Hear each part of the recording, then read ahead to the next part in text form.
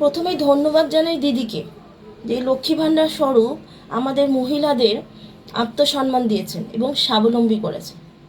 জানেন তো, এই লক্ষ্মী ভাণ্ডারের টাকায় আমরা গর্বের সঙ্গে আমাদের টাকা মনে করে সংসারে দিয়ে থাকি, কিছু কাজে লাগে। কিন্তু দেখলাম যে আমাদের দেশের প্রধানমন্ত্রী এই বাংলায় নির্বাচনে প্রচারে এসে বলছেন যে মহিলাদের অ্যাকাউন্টে তারা নির্বাচনে জিতে 3,000 টাকা করে দেবে। কিন্তু আমার প্রশ্ন যে নির্বাচনে জিতেই কেন দেবেন? আপনারা তো কেন্দ্রের সরকার, তাহলে কেন দেবেন না? মহিলাদের জন্য কেন ভাববেন না আপনারা আগে থেকে?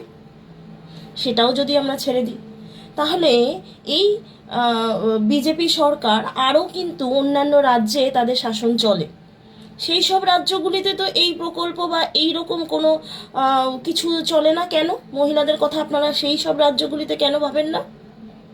সেটাও যদি ছেড়ে দিলাম, তাহলে আমরা শুধু দেখছি যে এই দিল্লিতে এই রেখা গুপ্তর নেতৃত্বে এই বিজেপি সরকারই চলে। তিনি যখন মুখ্যমন্ত্রী হলেন তিনি তখন কথা দিয়েছিলেন, প্রতিশ্রুতি দিয়েছিলেন যে তিনিও মহিলাদের 2,500 টাকা করে দেবেন। কিন্তু অবাক কাণ্ড, তার মুখ্যমন্ত্রিত্ব এত বছর কেটে গেলেও এখনও অবধি কোনো মহিলাকে 1 টাকাও তিনি দেননি। সেটাও যদি ছেড়ে দিলাম, আমরা কিছুদিন আগে বিহারের নির্বাচন দেখেছি। সেখানে দেখেছি মহিলাদের অ্যাকাউন্টে নির্বাচনের আগে 10,000 টাকা করে ঢুকেছে।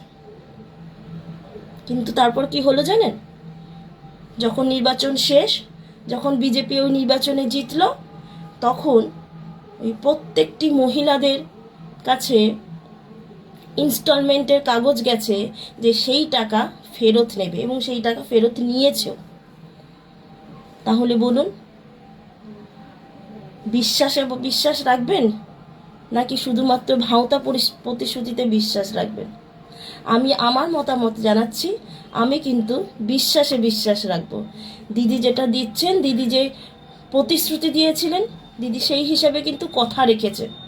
আমাদের মা বোনেদের অ্যাকাউন্টে দিয়েছেন, আমরা পাচ্ছিও, এবং তিনি আরও প্রতিশ্রুতি দিয়েছেন যতদিন আমরা বাঁচবো আজীবন এই লক্ষ্মী ভাণ্ডারের টাকা কিন্তু আমরা পাবো। তাহলে এই বিশ্বাসে আমি বিশ্বাস করব, আমি কোনো ভাওতাতে যাব না, গিয়ে বিপদে পড়ব না।